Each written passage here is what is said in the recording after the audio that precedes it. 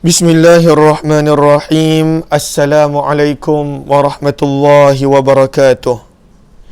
Bismillah, alhamdulillah, wassalatu wassalamu ala habibillah Sayyidina Muhammad ibn Abdillah wa ala alihi wa sahbihi wa mawalah.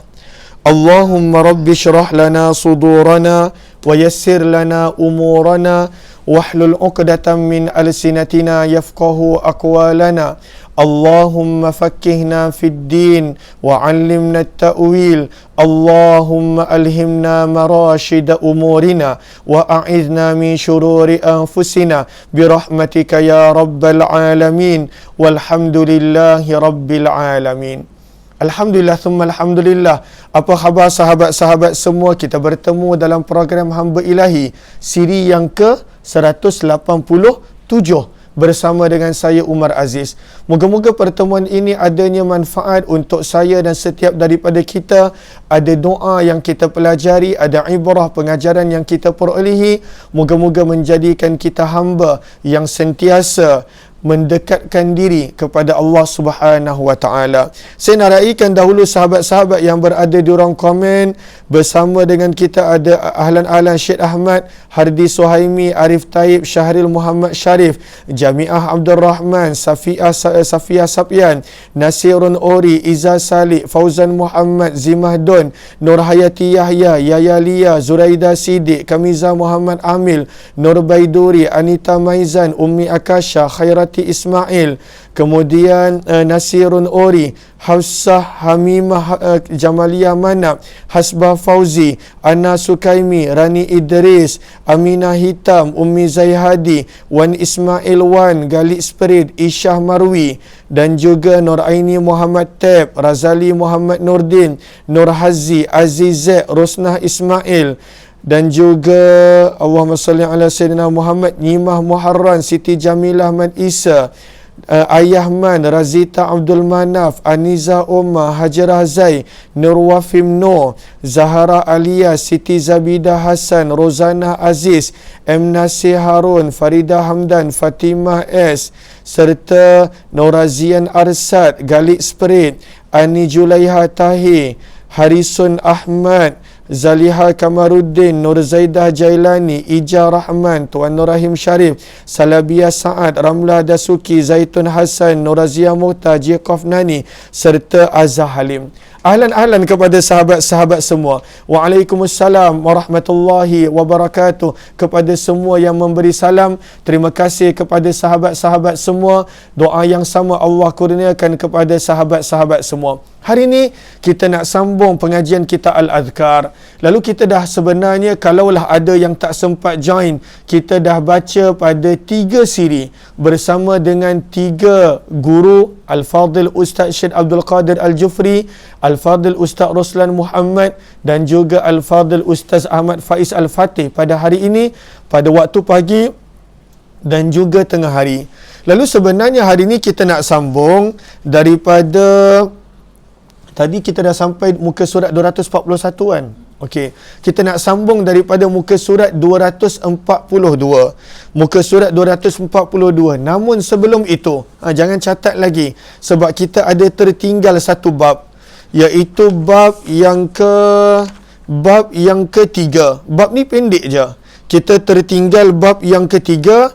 Mohon sahabat-sahabat bantu catat di ruang komen. Bab yang ketiga, muka surat 235. Bab yang ketiga, muka surat 235. Bab ni pendek dan kita akan baca bab ni dahulu. Bab yang ketiga, zikir ketika merasa takut. Muka surat 235. Satu bab ni dulu kita baca, kemudian kita akan pergi pada bab muka surat yang ke-242.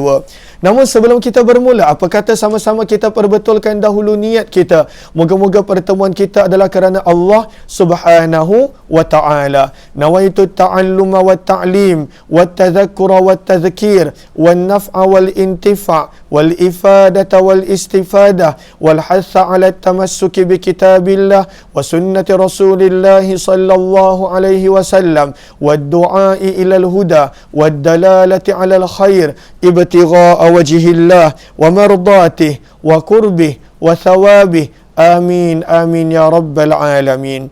Amin amin ya rabbal alamin.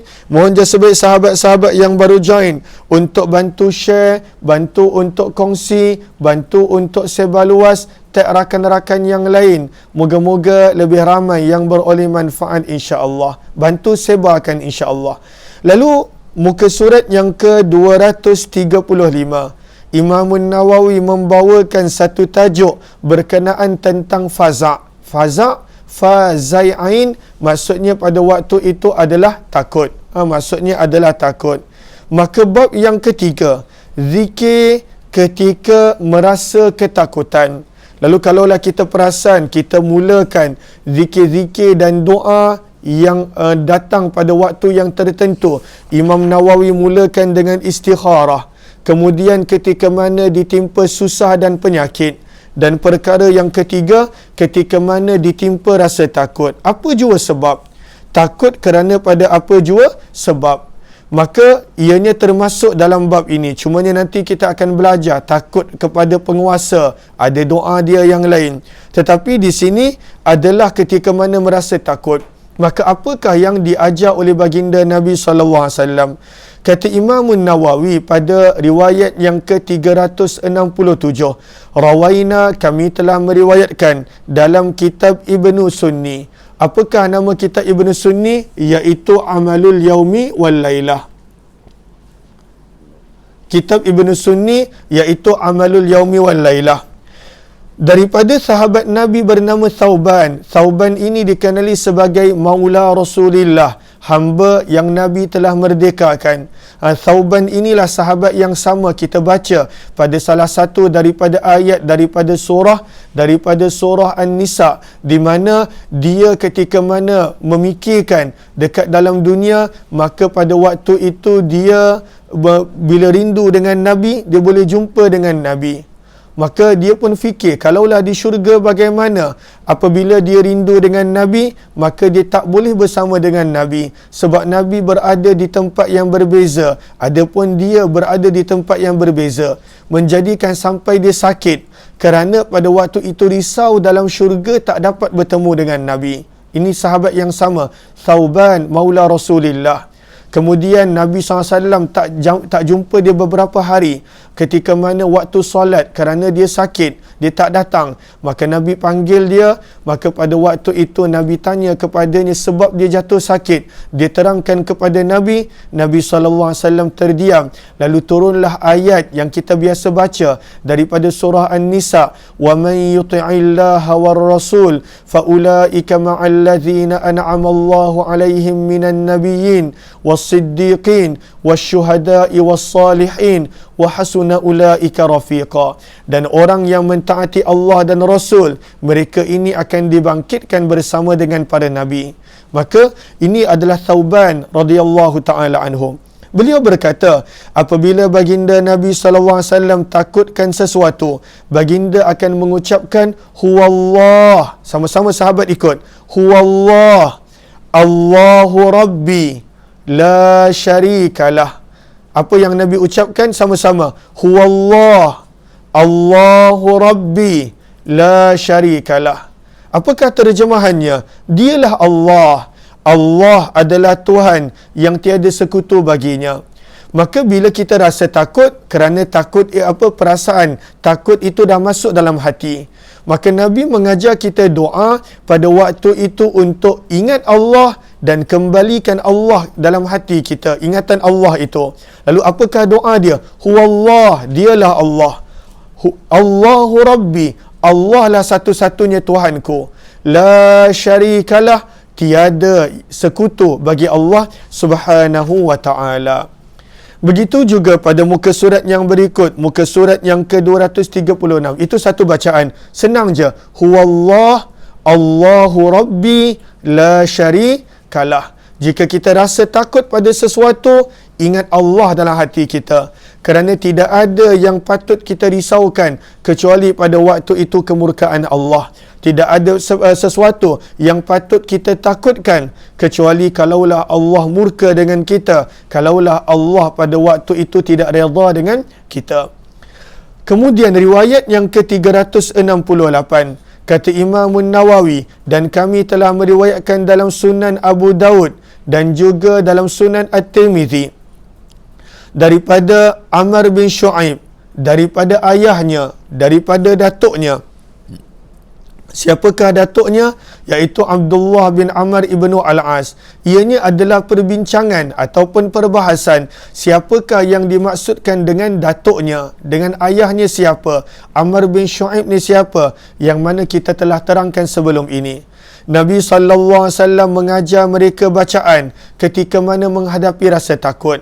Lalu waktu takut nak baca apa? Kita ajar anak-anak kita. Pada waktu tu takut dengan apa? Dengan jin, takut dengan syaitan, takut dengan guru, takut dengan apa-apa. Maka ajar dia. Ajar dia pada waktu itu untuk ingat Allah. Sama seperti mana yang riwayat yang sebelum ini. Saya salah seorang anak saya Aisyah. Mana Aisyah? Okey. Aisyah Sabrina. Lalu Aisyah ni dia sangat takut kalau hujan. Aisyah, sini Aisyah. Kenapa ya Allah cala-cala muka? Tak okey Aisyah. Aisyah takut hujan lagi tak? Tak. Takut lagi. Tapi tak nangis pun dengan hujan ni. Nak takut siapa sepatutnya? Takut Allah. Siapa? Takut Allah kan? Kena takut Allah kan? Bukan takut hujan kan? Takut hujan tak? Tak. Bukan kan? Kata hai semua, Assalamualaikum. Okey. Lalu sama juga Aisyah. Aisyah kalau hujan sebelum ni, bukan sebelum ni lah, daripada semenjak kecil kan, dia takut sangat. Takut sangat dengan hujan. Saya pun tak pasti kenapa takut sangat dengan hujan. Tapi setiap kali hujan, maka kita orang akan cakap dengan dia takut dengan Allah. Takut dengan Allah. Dan pada waktu tu syukur alhamdulillah. Sejak kebelakangan ni dah tak ada masalah. Macam tadi di Shah Alam hujan, di Shah Alam pula di Semenyih hujan lebat dan dia okey alhamdulillah. Lalu sebenarnya daripada riwayat yang pertama tadi adalah kita nak didik diri kita, keluarga kita, apabila ada rasa takut pada sesuatu, apa jua ketakutan, pada waktu itu kembali untuk ingat Allah. Hanya Allah yang sepatutnya kita ada dalam hati kita, bukan selain daripada Allah. Ini mungkin ambil masa, ambil tahun, bulan, terutamanya anak kita, keluarga kita. Tapi itulah doa dia. Apakah dia? Huwallah, dialah Allah. Allahu Rabbi, Allah lah Tuhanku. La syarikalah, tiada sekutu baginya. Dan ini adalah doa yang kedua, yang mana Nabi mengajar ketika mana rasa takut pada waktu itu untuk baca. Sama-sama sahabat ikut. A'udzu bikalimatillah at-tammat min ghadabih wa syarri ibadih wa min hamazatis syayatin wa ay yahdurun. Lagi sekali kita baca. A'udzu bikalimatillah at-tammat min ghadabih wa syarri ibadih wa min hamazatis syayatin wa ay yahdurun. Apakah terjemahannya? Nabi ajar kami ketika mana rasa takut baca ini. A'udzu, aku berlindung, bikalimatillah, dengan kalimah-kalimah Allah, at-tammat, yang sempurna. Lalu kita minta perlindungan daripada apa? Mulakan dahulu dengan takut pada Allah. Apa yang kita takutkan? Min ghadabih, aku berlindung daripada kemarahan Allah. Itu yang patut kita risaukan. Bukannya pada waktu itu makhluk-makhluk. Sebab itu nanti disebutkan makhluk juga. Maka sebab itu baginda Nabi SAW mengajar, kalaulah pada waktu itu kita takut sesuatu, maka pada waktu itu kita kena ingatkan diri kita yang sebenar-benarnya yang kita takutkan adalah kemurkaan Allah. Min ghadabih, daripada kemurkaan Allah. Kemudian kalaulah yang jahat-jahat ni pun sama ada yang pada waktu tu syaitan ataupun jin ataupun apa, maka Allah, Nabi SAW ajar wa syarri ibadih, dan mintalah perlindungan Allah daripada kejahatan makhluk Allah. Mereka ni makhluk, mereka tak boleh buat apa-apa kecuali dengan izin Allah.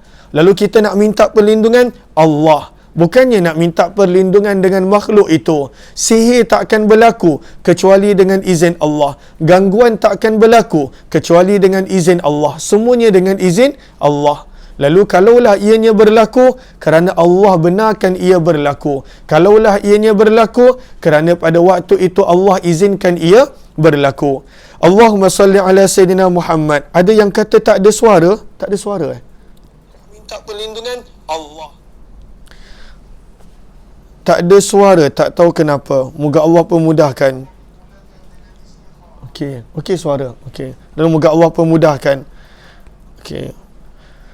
Adakah tak ada suara sebab ada yang kata tak ada suara? Allahumma salli ala Sayyidina Muhammad. Mohon seorang dua berikan maklum balas sebab saya baru perasan tadi saya tak buka handphone. Lalu Razali Muhammad Nordin kata suara okey, jelas daripada Pagu Tumirah. Ninda Anis, Alhamdulillah. Daripada Gombak Izzah Salik, jelas. Terima kasih. Lalu moga Allah pemudahkan kalaulah tidak mendengar suara. Lalu pada waktu tu kita didik diri kita. Kita berlindung kepada Allah. Apa yang kita patut risaukan? Kemurkaan Allah. Dan kalaulah pada waktu itu adanya kejahatan makhluknya, kena ingat syarri ibadih, mereka semuanya ini adalah hamba Allah. Wa min hamazati syayatin, dan aku berlindung daripada godaan syaitan.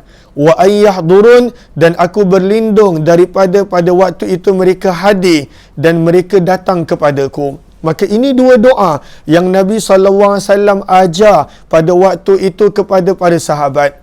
Kemudian Imam Nawawi menukilkan Abdullah bin Amr rahimahullahu ta'ala, Abdullah bin Amr radhiyallahu anhu, sahabat Nabi, mengajarkan bacaan ini kepada anak-anaknya yang sudah baligh, yang sudah berakal. Lalu dia ajar anak dia, takut apa-apa, baca doa ni. Aku berlindung kepada Allah daripada kemurkaan Allah, daripada kejahatan makhluk Allah, daripada godaan syaitan, dan juga berlindung daripada mereka hadir kepadaku. Tapi apa yang kita ulang adalah Allah, adalah Allah, adalah Allah. Allah yang sepatutnya berada pada hati kita. Maka pada anak dia akan ajar, kalau takut baca dia ni, takut baca dia ni. Manakala yang masih kecil, anak-anak yang tak pandai baca, maka Abdullah bin Amr akan tuliskan perkataan itu dan dia gantungkan dekat leher, yang dikenali sebagai ta'wiz untuk perlindungan. Maka kadang-kala pada waktu itu ada yang bertanya, apa hukum pada waktu itu ta'wiz? Ta'wiz maksudnya menggunakan doa, menggunakan ayat suci Al-Quran, tidak ada campuran selain daripadanya. Maka Abdullah bin Amr buat, dia tulis doa ni dan dia gantungkan pada leher anak dia, mengambil keberkatan daripada doa ini. Abdullah bin Amr buat, sahabat Nabi. Lalu kalaulah kita nampak ada orang menggantung doa pada waktu itu, cuma ketika mana nak masuk bilik air dia buka, tapi dia gantung doa untuk anak-anak dia yang kecil, maka tidak ada masalah kerana Abdullah bin Amr ibnu Al-As buat. Tapi kalaulah benda yang pada waktu tu tak sabit daripada hadis, benda yang mana kita tak tahu apa pun daripada sudut dikenali sebagai tangkal ataupun apa pun nama dia, dengan bahasa yang kita tak faham, bukan ayat Al-Quran, pada waktu tu bukan hadis, bukan apa yang kita dah belajar daripada kitab Al-Azkar, maka pada waktu itu tidak perlu untuk kita pakai dan juga gantung dan sebagainya. Lagi-lagi apabila ada kepastian ianya menggunakan jin dan sebagainya, elakkan. Ini adalah doa yang sabit daripada Nabi SAW. Maka anak dia yang pandai membaca, yang dah berakal, dia ajar anak dia. Sementara pada waktu itu anak dia yang tak pandai, tak boleh baca, dia gantungkan pada leher mereka. Lalu inilah tajuk berkenaan tentang ketika mana berada di dalam ketakutan. Seterusnya kita pergi pada bab di mana pada waktu itu kita berhenti dengan Al-Fadhil Ustaz Ahmad Faiz Al-Fatih sebelum ini.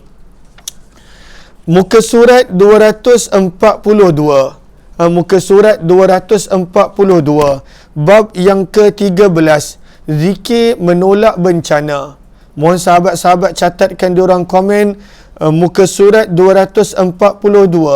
Bab yang ke-13. Zikir menolak bencana. Menolak bencana, musibah, malapetaka, benda yang pada waktu itu tidak elok. Apakah zikir yang patut dibaca?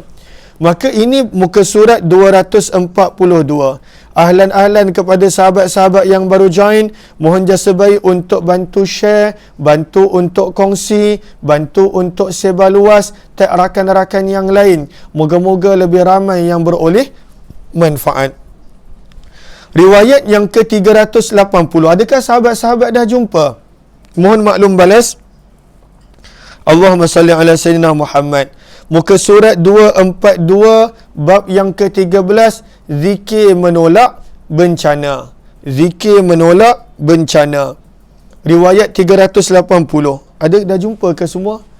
Okey, tadi lain. Sekarang kita baca muka surat lain. Tadi yang tertinggal. Mohon seorang dua maklumkan dah jumpa. Okey.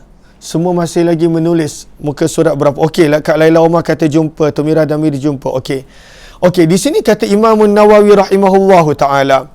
Apa kata Imam Nawawi rahimahullahu taala?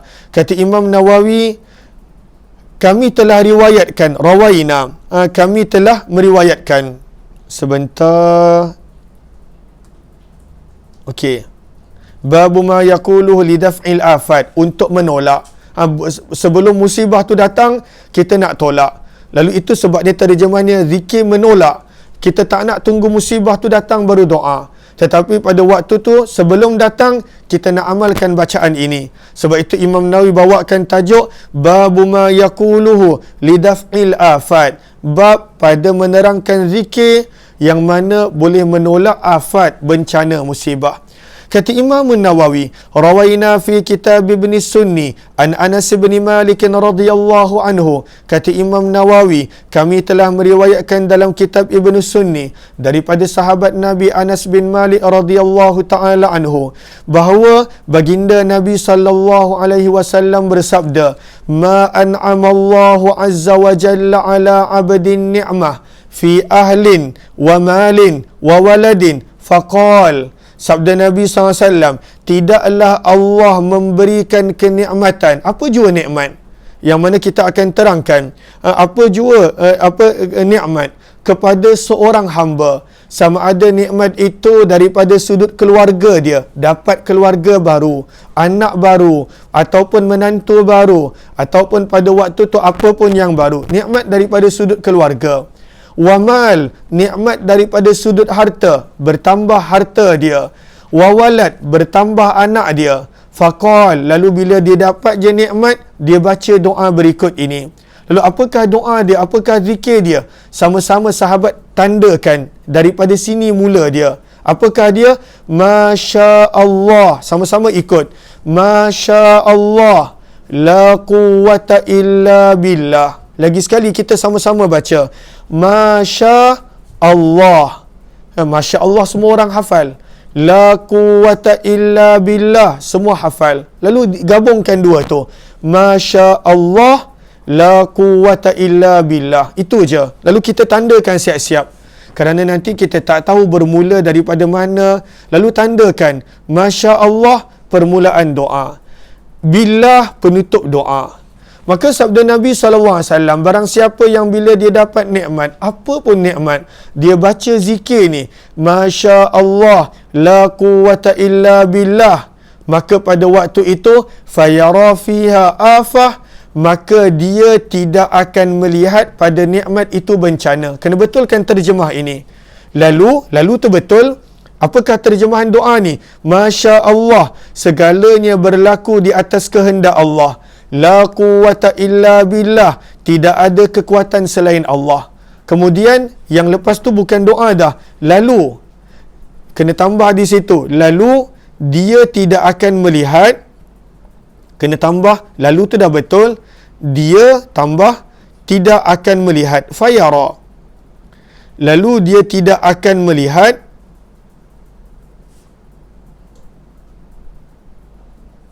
Lalu dia tidak akan melihat fiha, pada nikmat tersebut. Nikmat yang dia baru dapat tadi yang dia baca.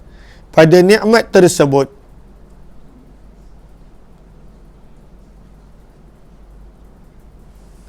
Okey, baru kembali kepada tu. Bencana. Lalu apakah terjemahan dia? Fayara fiha afah dunal maut. Sabda Nabi. Lalu kalaulah dia baca zikir ni bila dia dapat sesuatu nikmat yang baru.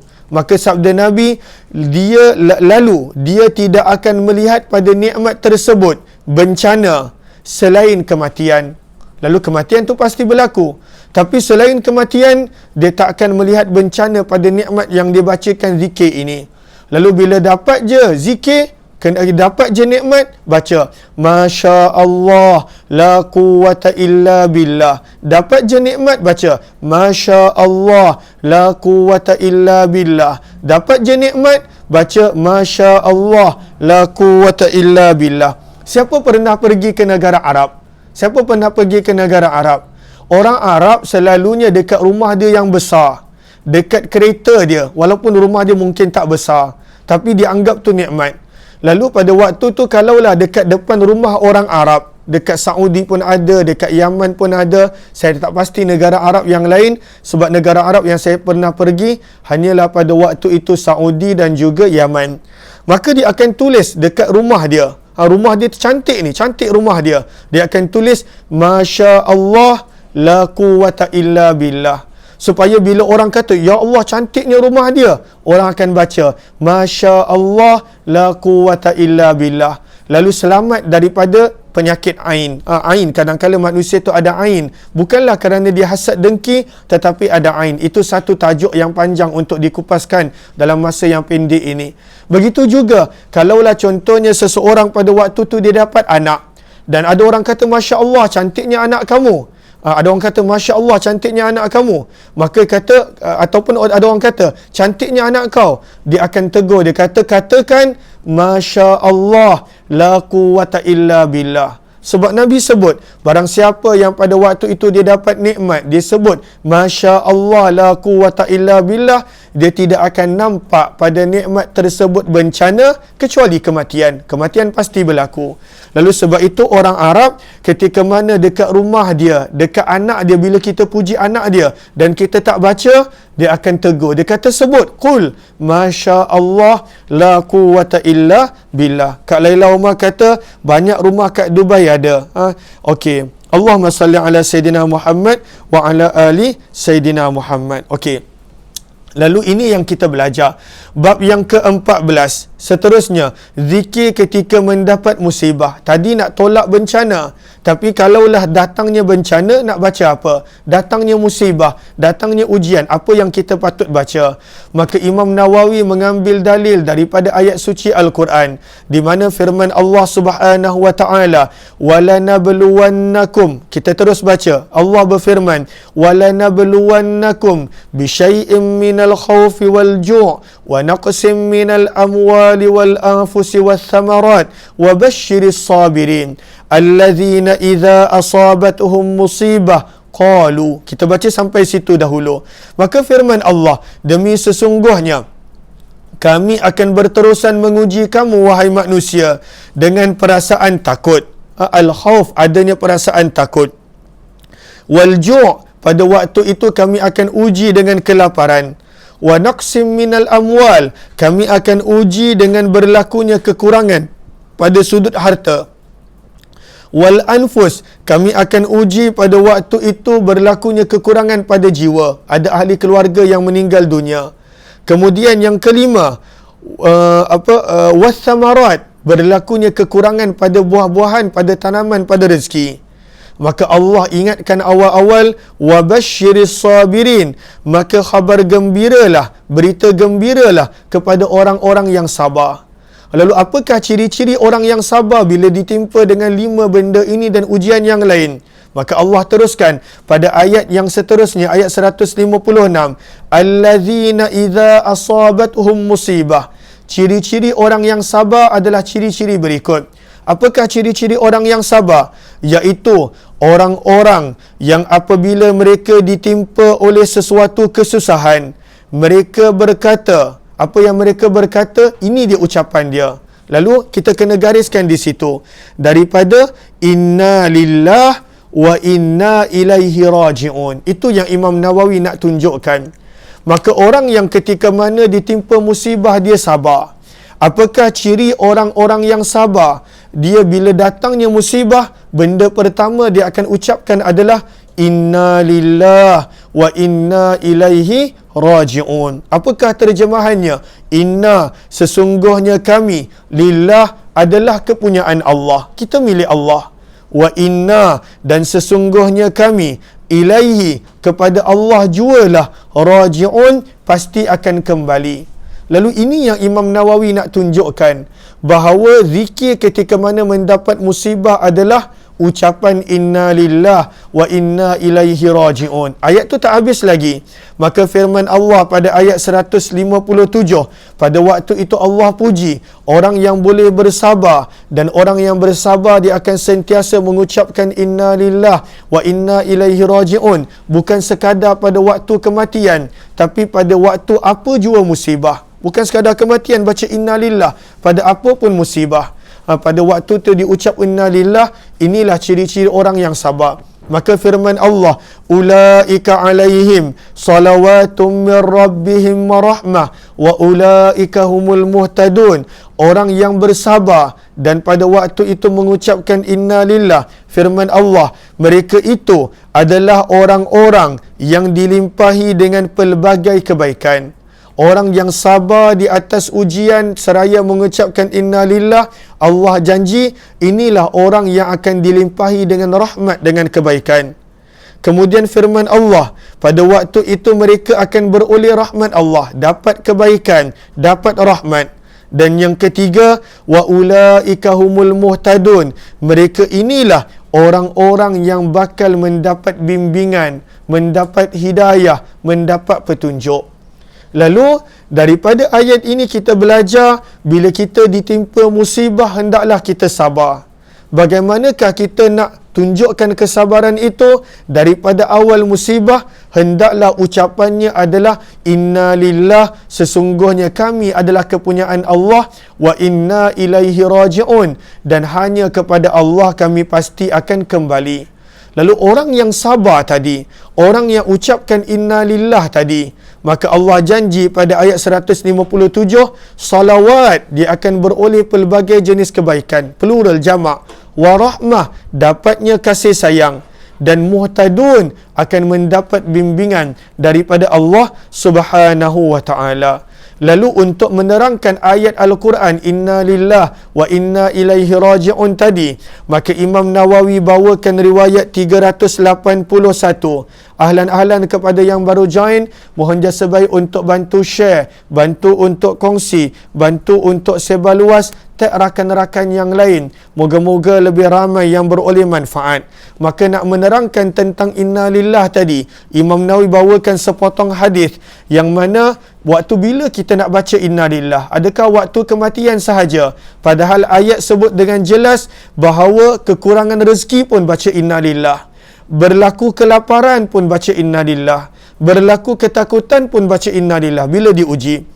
Maka Imam Nawawi pada waktu itu membawakan riwayat, wa rawaina fi kitab Ibn Sunni an Abi Hurairah radhiyallahu taala anhu, kata Imam Nawawi, dan kami telah meriwayatkan dalam kitab Ibn Sunni di mana Abu Hurairah pada waktu itu telah berkata bahawa baginda Nabi sallallahu alaihi wasallam telah bersabda.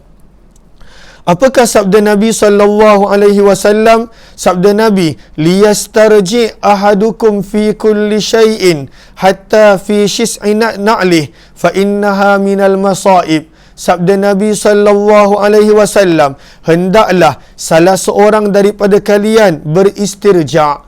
Apakah istirja'? Istirja' kita boleh lihat nota kaki yang ke-130, ucapan inna lillah wa inna ilaihi raji'un. Sama seperti mana kita sebut hamdalah, maksudnya ucapan alhamdulillah. Hauqalah maksudnya adalah ucapan la haula wala quwwata illa billah. Tahlil maksudnya ucapan la ilaha illallah. Dan kemudian pada waktu itu Allahumma salli ala Sayyidina Muhammad, ucapan-ucapan seperti apa lagi? Tasbih, subhanallah. Lalu itu dia punya sebutan-sebutan nama dia. Maka sabda Nabi SAW, hendaklah salah seorang daripada kalian beristirja', ucap inna lillah wa inna ilaihi raji'un terhadap segala bentuk musibah. Apa jua musibah ucapkan, tak semestinya kematian. sampaikan Nabi bersabda, walaupun cuma tali kasut yang putus, tali kasut yang putus itu pun kadang-kala dianggap musibah. Maka kalaulah terputusnya tali kasut pun ucap inna lillahi wa inna ilaihi raji'un. Apakah maksud musibah? Sebab itu kata Umar bin Khattab radhiyallahu taala anhu, kullu syai'in sa'al mu'min fahuwa musibah. Setiap benda yang pada waktu itu menjadikan orang beriman tak suka boleh dipanggil musibah. Terputus tali kasut, tak boleh berjalan, sebut inna lillahi wa inna ilaihi raji'un. Janganlah pula pada waktu tu terputus tali kasut, macam-macam keluar. Mak kau lah, peti ais terbalik lah, ayah engkau lah, macam-macam yang dipanggil apa tu? Melatah. Macam-macam melatah yang keluar. Terlanggar batu, inna lillahi wa inna ilaihi raji'un. Terpijak duri, inna lillahi wa inna ilaihi raji'un. Pada waktu tu tangan terkena sesuatu, inna lillahi wa inna ilaihi raji'un. Bukannya melatah, nak menggambarkan pada waktu itu kita nak latih diri kita macam mana kita dah pada waktu itu terbiasa melatah sampai kita pada waktu tu tak boleh nak kawal apa yang kita ucap. Maka sebenarnya kita kena didik kita, bahkan terputusnya tali kasut sekalipun Nabi sebut istirja', kerana apa jua benda yang orang beriman tak suka dikenali sebagai musibah. Dan apa jua, terima kasih berita delima, melatah.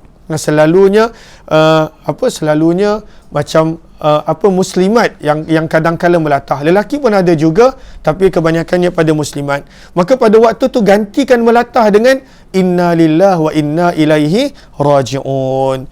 Maka di sini pada waktu itu penulis menerangkan apakah perkataan syith'u. Kata penulis, perkataan asyith'u dengan huruf shin berbaris bawah dan juga huruf sin yang mati, syith'u, terjemahannya adalah tali kasut. Putus tali kasut pun inna lillahi wa inna ilaihi raji'un. Bab yang ke-15, nilas, kita baca yang ke-15. Bab yang ke-15, kata Imam Nawawi, bab yang ke-15, zikir ketika memiliki hutang dan tidak mampu membayar. Bukan tak sanggup. Tak sanggup tu tukar kepada tak mampu. Ajizah, tak mampu. Dia ada hutang, pada waktu tu tak mampu nak bayar. Dia nak bayar. Dia nak bayar tetapi tak mampu. Janganlah pula pada waktu tu sengaja hutang banyak-banyak dan pada waktu tu tak nak bayar. Tak nak bayar tu bacalah doa apa pun, tetap itu keadaan dia sebab memang dia tak nak bayar. Ini adalah orang yang nak bayar tetapi tak mampu bayar. Mungkin kerana pada waktu tu pendapatan tak mencukupi ataupun hilang pendapatan. Maka bacalah doa ini. Bacalah doa ini. Kata Imam Nawawi, rawaina, kami telah meriwayatkan dalam kitab At-Tirmizi bahawa Sayyidina Ali karramallahu wajah radhiyallahu anhu berkata, seorang mukatab. Siapakah mukatab? Dekat nota kaki 131, mukatab adalah hamba yang membeli kemerdekaan. Zaman dahulu ada hamba. Lalu ada hamba yang pada waktu itu tuan dia cakap dengan dia, kalaulah engkau bayar dekat aku contohnya 5,000 sama ada sekaligus, ataupun pada waktu itu kau bayar kepada aku 5,000 ringgit setiap bulan 500 untuk tempoh 10 bulan, maka engkau merdeka. Ada perjanjian begitu. Lalu hamba tu dibenarkan bekerja, dibenarkan pada waktu itu berniaga, dia nak bayar tuan dia. Lalu itu dipanggil mukatab. Hamba yang membeli kemerdekaan dia dengan jumlah yang dia ada kesepakatan dengan tuan dia.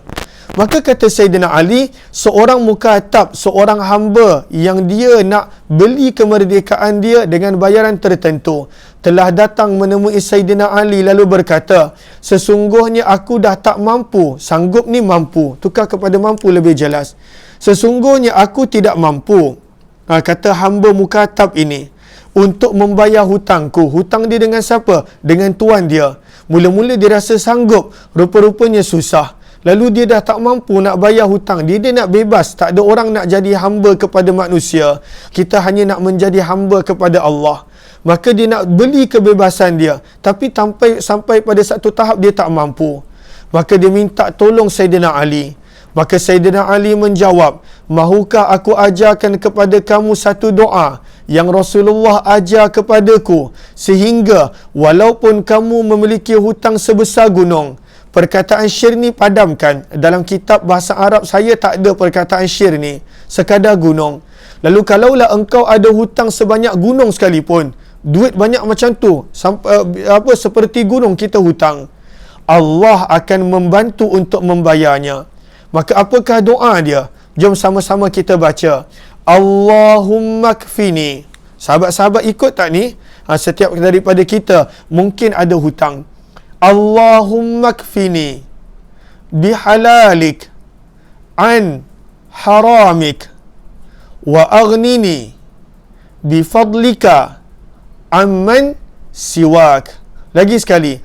Allahumma kfini bihalalik an haramik wa bifadlik amman siwak. Apakah terjemahannya? Allahumma, ya Allah, ikfini, cukupkanlah aku, bihalalik, dengan rezekimu yang halal, an haramik, daripada aku mengambil yang haram. Ya Allah, cukupkan aku dengan rezeki yang halal. Wa aghnini, ya Allah, cukupkanlah aku, bifadlik, dengan kurniaanmu, amman siwa, daripada aku berharap kepada selainmu. Amman siwa, daripada, kita boleh tulis dalam kurungan, daripada aku berharap kepada, tulis dalam kurungan, daripada aku berharap kepada, daripada aku berharap kepada amman siwa, selain daripadamu. Imam Tirmizi mengatakan hadis ini adalah hasan. Ada hadis yang telah kami nukilkan pada bahagian zikir pada waktu pagi dan petang. Itulah doa. Allahumma inni a'udzubika minal hammi wal hazan wa a'udzubika minal ajzi wal kasal wa a'udzubika minal jubni wal bukhul wa a'udzubika min ghalabatid daini wa qahrir rijal. Kata Imam Nawawi, kisah tu kita dah baca melalui riwayat Abu Umamah, dan pada waktu itu sama juga. Lalu boleh baca dua-dua doa ni. Kat mana doa tu? Sebentar kita cari sama-sama. Allahumma salli ala Sayyidina Muhammad. Kita dah baca pada zikir pagi dan petang. Allahumma salli ala Sayyidina Muhammad.